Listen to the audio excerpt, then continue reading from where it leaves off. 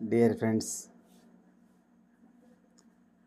తెలంగాణ రాష్ట్ర ప్రజలందరికీ మరియు ముఖ్యంగా ఖమ్మం జిల్లా ప్రజలకి, ఉద్యమ జిల్లా ఖమ్మం జిల్లా ప్రజలకి తెలియజేయనిది, కాంగ్రెస్ పాలన ఎలా ఉంటుంది అనేది నేను ముందే చెప్పిన. కేసీఆర్ని గద్దె దించడంలో మనం ఒక ఖమ్మం జిల్లాలో రాజకీయ నాయకులు అటు ఇటు అయినా మనం ఒక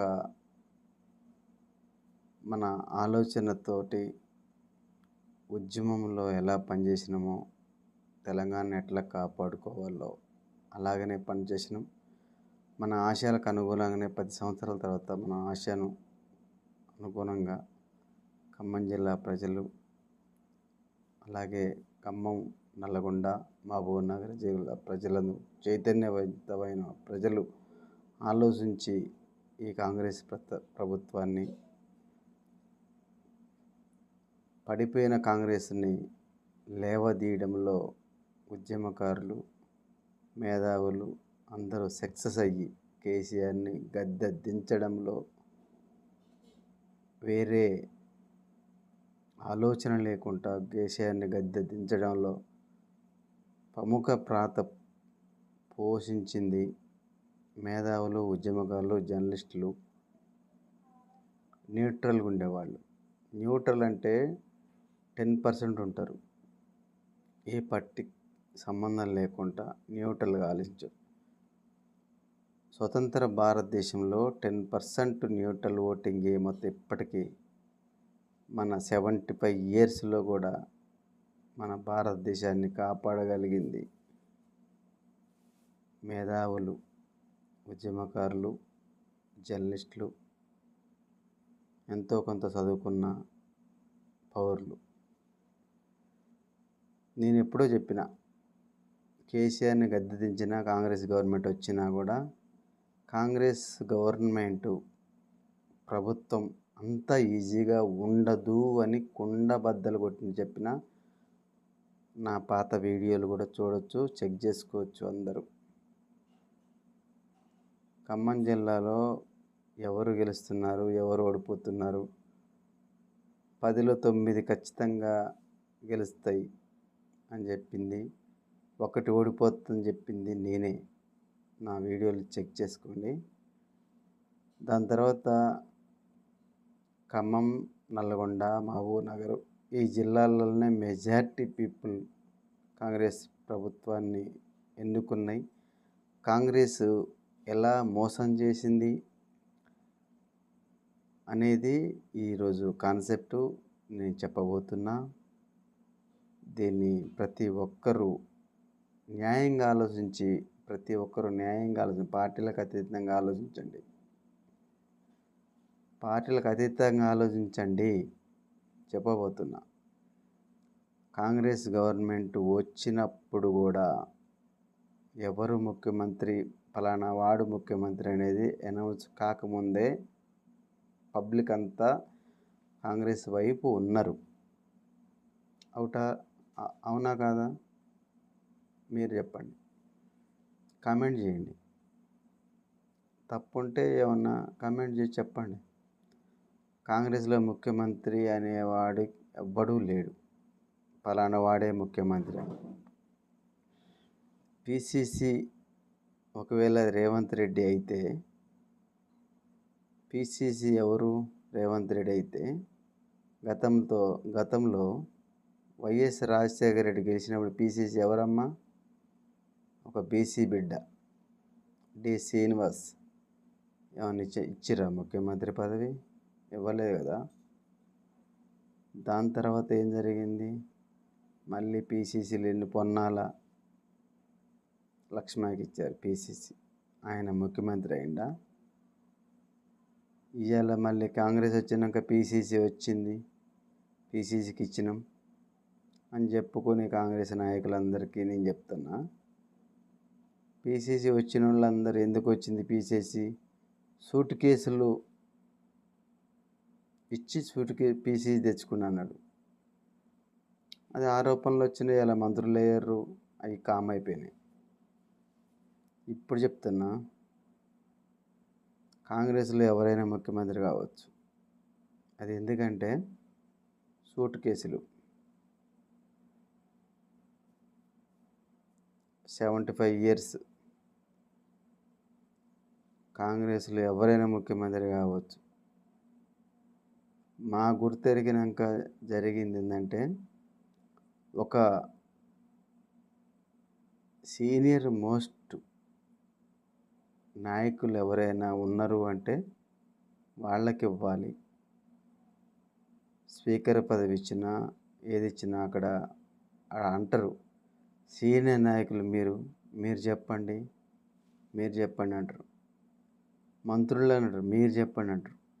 ఆర్థిక మంత్రులు అంటారు, మీరు చెప్పండి ఏం జరుగుతుందో, గతంలో ఏం జరిగింది అంటారు. ఇవన్నీ ఏం జరగవు, గతంలో జరిగేవి ఏమి ఉండవు. మంత్రి కానోళ్ళు ముఖ్యమంత్రి అవుతారు కాంగ్రెస్లో. ఎమ్మెల్యే కానోళ్ళు కూడా డైరెక్ట్గా ముఖ్యమంత్రులు అవుతారు. ఎమ్మెల్యే అవుతారు, ముఖ్యమంత్రి అవుతారు.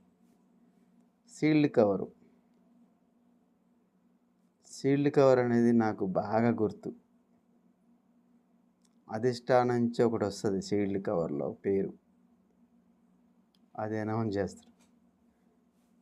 కానీ సీల్డ్ కవరు ఖమ్మం జిల్లాలో కూడా మిస్ అయింది, చెప్తా తర్వాత. సీల్డ్ కవర్లు వచ్చింది, చంద్రబాబు నాయుడు సీల్డ్ కవర్లు పంపించింది, కానీ అది అమలు కాలే.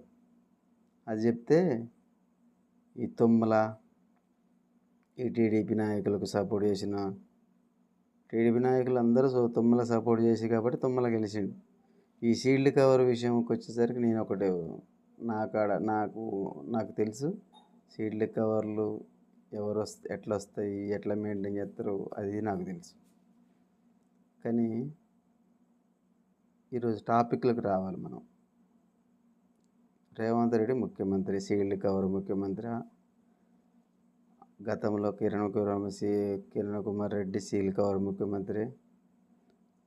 రోసయ్య జెన్యున్గా ఆర్థిక మంత్రి చేసి అందరి దగ్గర మంత్రిగా చేసినా కూడా నేనే నా వల్ల కాదు ఈ ముఖ్యమంత్రి పదవి నాకు వద్దని వదిలేసి పక్కన పడేసి వెళ్ళిపోతే రాజీనామా చేసి సీల్డ్ కవర్లో మళ్ళీ కిరణ్ కుమార్ రెడ్డిని తెచ్చుకున్నారు. కాంగ్రెస్ ప్రభుత్వం కిరణ్ కుమార్ రెడ్డి తీర్మానం ఏం చేసింది, మాకు తెలంగాణే వద్దు అని తీర్మానం చేసింది. కిరణ్ కుమార్ రెడ్డి ఇంకేమన్నాడు, ₹1 కూడా ఈయన ఏం పీక్కుంటావు పీక్కోపో అన్నాడు కాంగ్రెస్ని ముఖ్యమంత్రి. అయినా పబ్లిక్ ఇంకా రెచ్చిపోయారు తప్ప ఇంకా గచ్చంతలేం. కాంగ్రెస్ పార్టీ తెలంగాణ ఇచ్చింది, దాని తర్వాత కేసీఆర్ దాన్ని ప్రమోట్ చేసుకున్నాడు. కేసీఆర్ నిజస్వరూపం మాకు తెలుసు, గతంలో చాలాసార్లు చెప్పిన. ఆయన ఉద్యమంలో ఎట్లా చేసిండు, ఉద్యమం ఎట్లా నిర్వహణ చేసిండు, నిమ్మరసం ఎట్లా తాగిండు, ఖమ్మంలో నిమ్మరసం ఎట్లా తాగిండు, హైదరాబాద్ నిమ్స్లో ఎట్లా ఉద్యమం ఎట్లా కంటిన్యూ చేసిండు, దాని తర్వాత ఆయన బయటకి ఎట్టొచ్చిండు తెలుసు. కానీ టాపిక్లోకి మళ్ళీ ఒకసారి వస్తున్నా. ఇది చెప్పాలంటే చాలా డీటెయిల్గా చెప్పాలంటే చాలా టైం పట్టింది. రేవంత్ రెడ్డి ముఖ్యమంత్రి అయిండు. ఆయన చెప్పిన మాట ఫస్ట్ ఏంది, 6 గ్యారెంటీలు. 6 గ్యారెంటీలు అన్నీ అమలు చేసిన ఉంటాడు. ఫస్ట్ ఆర్టీసీని ఫస్ట్ పెట్టిండు, అదొకటే మహిళలకు అమలు అవుతుంది. సరే, నువ్వు ఆర్టీసీకి ఇస్తున్నావా ఇవ్వట్లేదా అది సెకండరీ. దాని తర్వాత ఆర్టీసీ వాళ్ళు నీ కాడికి వచ్చి మళ్ళీ ధర్నాలు చేసి అది చేసినప్పుడు అది బయటకు వస్తుంది. ఇప్పుడైతే మహిళలు ఎక్కుతారు దిగుతారు, వాళ్ళకి 0 టికెట్ కొడుతున్నారు, అది ఓకే. అదొకటి నువ్వు కాంగ్రెస్లో అమలైంది. ఎలక్ట్రిసిటీ ఓకే, ఇదొకటి 200 లోపు అమలవుతుంది. కానీ 201 యూనిట్ కాలినా కూడా నువ్వు ఏం చేస్తున్నావు, రూ. 1300, 1400 బిల్లు ఎత్తున అంటే ఈ 200 పైన కాల్చినోడు మధ్యతరగతి కూడా లేకపోతే మీటర్ పేలై వస్తుందా అని చూడట్లే, వాడికి వేసేస్తున్నావు. అది ఒకటి. ఇంకా నువ్వు అమలు చేసింది ఏముంది? కళ్యాణ అది అన్నావు, అది నువ్వు తులం బంగారం అన్నావు, అది అమలు చేయట్లేదు ఇంతవరకు. అది ఫెయిల్యూర్ అయినావు. కంటిన్యూ చేస్తున్నావు. ఫస్ట్ విడతలో ఇచ్చినావు కొంత, ఓకే. నువ్వు మొత్తానికైతే ఇప్పుడు నడిపిస్తున్నావు కాంగ్రెస్లో. రుణమాఫీలో ఏమైంది? రుణమాఫీ చేస్తున్నావు, కొంతవరకు 25% సక్సెస్ అయినావు అంతే. నువ్వు 50 కూడా కాలే, కానీ 100 అయినా అని చెప్పుకున్నావు.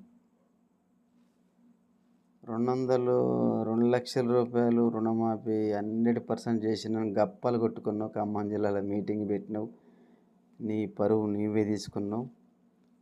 ఇప్పుడు 2 లక్షల రుణమాఫీ చేసినా పోండ్రి అన్నావు. ఖమ్మం జిల్లాలో నువ్వు వచ్చి ఖమ్మం జిల్లాలో మీటింగ్ పెడితే నీ వీడియోలు వైరల్ కావా? నీ పరువు పోదా? నీ 2 లక్షల రుణమాఫీ తొంగలో దొక్కినట్టే తొక్కి నారదెత్తరు. 2 లక్షలు ఎక్కడ చేసినావు? ఇవాళ నువ్వు రుణమాఫీ చేసింది 25% మాత్రమే. నీ మంత్రులు చెప్తారు, ఒకరు 7,500 కోట్లే వినియోగించుకున్నారు, మేము 18,000 కోట్లు రిలీజ్ చేసినామంటారు. నీ బట్టి 18,000 రిలీజ్ చేస్తే 7,500 వినియోగించుకుని అంటారు. ఇంకొక మంత్రి ఇంకా 12,000 కోట్లు రిలీజ్ చేస్తాం అంటారు. మా తుమ్మల నాగేశ్వరరావు గారు ముక్కుసూటి మనిషి.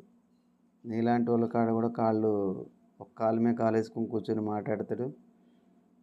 కాకపోతే సైలెంట్గా ఉంటాడు తప్ప ఆడ పెడతాడు, నీకు కూడా పెడతాడు పుల్ల. రైతులతో మాట్లాడినా కరెక్ట్గా మాట్లాడతాడు. కొంచెం దురుసుగా మాట్లాడినా బీపేసుకోవాలి అందరూ, మీడియా వాళ్ళందరూ. వాయిస్ రాకుండా ఇంటూ మార్కు పెడతాడు, లేకపోతే ప్లస్ మార్కు పెడతాడు. తుమ్మల అంటేనే అదొక గౌరవం మాకు. ముక్కుసూటి మనిషి. ముఖ్యమంత్రులు, ప్రధానమంత్రి అనే చూడు, రైతుకి న్యాయం చేయాలని చూస్తాడు. కానీ నువ్వు తుమ్మలను కూడా పక్కన పెట్టినప్పుడు అర్థమైంది. కానీ వ్యవసాయ శాఖ తుమ్మలకి ఇచ్చి మళ్ళీ రైతుల్ని మోసం చేస్తుంటే తుమ్మల ఎప్పుడైనా చెప్తాను, కేసీఆర్ పక్కన ఉన్నాడు, చంద్రబాబు పక్కన ఉన్నాడు, నీ పక్కన ఉన్నాడు. నువ్వు ప్రెస్ మీట్ పెట్టమన్నా పెట్టలేదు, అది మాకు తెలుసు. కాస్కో రైతులు రుణమాఫీ విషయంలో చాలా తప్పు చేస్తున్నాం. ఇవన్నీ ఫెయిల్యూర్స్. రేవంత్ రెడ్డి రుణమాఫీ ఫెయిల్యూర్. ఎంపీ ఎలక్షన్లో 15 ఆగస్ట్ అన్నావు, 2 లక్షలు అన్నావు. తర్వాత ఆగస్టు 15 మీటింగ్ పెట్టి ఖమ్మం జిల్లాలో తోపు తురుము 2 లక్షలు మొత్తం మాఫీ చేసాను అన్నావు. ఇప్పుడు 25%, 40% లోపే. నువ్వు ఏ ఊరికైనా పో, నీ ఊరికైనా పోదాం, నీ కొడంగల్కే పోదాం, నీ నారాయణపూర్కి పోదాం, ఎక్కడికి పోయినా, నీ మహబూబ్ నగర్, ఈ జిల్లాలో ఏ మండలానికి వచ్చినా ఓకే. 30-40% కంటే ఎక్కువ లేదు. ఎలక్షన్ తర్వాత నీ గ్రాఫ్ ఫుల్గా పడిపోయింది. తర్వాత హైడ్రా అన్నావు. హైడ్రా పేరు చెప్పుకొని కొంచెం నడిపించినావు. కాళేశ్వరం ఏమైంది? కాళేశ్వరం పోయింది. ఫోన్ ట్యాపింగ్ అన్నావు, అది పోయింది. బీసీ డిక్లరేషన్ అన్నావు, కామారెడ్డి డిక్లరేషన్ అన్నావు, అది పోయింది. ధరణి అన్నావు, ధరణిని ఎక్కడ బంగాళాఖాతం కలుపుతావు, అది పోయింది. Congress full failure. ఇప్పటికిప్పుడు ఎలక్షన్లు వస్తే కాంగ్రెస్ 10 సీట్లు కూడా రావు. బాగా చెప్తున్నా, కాసుకో. 10లో ఒక్కటి కూడా నువ్వు పాస్ కాలే. ఒక 10లో కాంగ్రెస్ 100కి 100 ఫెయిల్ అయింది. ఒక్క 0 మార్క్ వచ్చింది మీకు. తెరపైకి కాళేశ్వరం పోయింది, ఫోన్ ట్యాపింగ్ పోయింది, బీసీ డిక్లరేషన్ పోయింది, ధరణి పోయింది. హైడ్రా అని అంటున్నావు. హైడ్రా నువ్వు నిజంగా గుండె చేసుకొని బలనోడు గుర్తన్నారు. నువ్వు శ్వేతపత్రం రిలీజ్ చేసి వీడు అన్యాయం చేసిండు వీడు ఇట్లా అని అంటున్నావు తప్ప, అది పబ్లిక్లో పెట్టు. నువ్వు పెట్టి డొమైన్ పబ్లిక్లో అంటించాలి. నువ్వు ఒక పంచాయతీ ఆఫీసా, ఒక మున్సిపాలిటీ ఆఫీసా, కార్పొరేషన్ ఆఫీసా, నువ్వు ఇట్లా అన్యాయం చేసినావు, ఇది ప్రొహిబిటెడ్, నువ్వు కూల్ చేస్తాను నీ బిల్డింగ్ అట్లా చెప్పడ్డు. 4:30కి రావటం, నువ్వు సెక్యూరిటీ పెట్టడం, కూల్ చేయటం, ఇదేంది? అంత అక్కడికి ప్రజా సంఘాలకు పోవద్దు కనీసం. ఏందది? చాలా తప్పది. నువ్వు చేసేది మంచిదైనా కూడా కొంతమంది జే కొట్టినా నీ గ్రాఫ్ 100కి 200% ఫెయిల్యూర్. ఇది తాజాగా ఖమ్మం జిల్లా పరిస్థితి. రేవంత్ రెడ్డి, నేను ఏదో పులి అనుకుంటాను కానీ నీ సీటు దిగితే పులి కాదు, పిల్లి కూడా కావు నువ్వు. బాయ్. ఖమ్మం జిల్లా ప్రజలు చైతన్యవంతులు. తుమ్మల చెప్పినట్టు ఈరోజు ఒక వీడియో చెప్పిండు తుమ్మల గారు. అది నువ్వు 2 లక్షలు వేసింది ఎప్పుడో చెప్పు. రైతులు అల్లాడిపోతాండ్రు. ఎప్పుడో నీకు పులి అనే కాడ పిల్లి కూడా కావు. అర్థమైందా? జై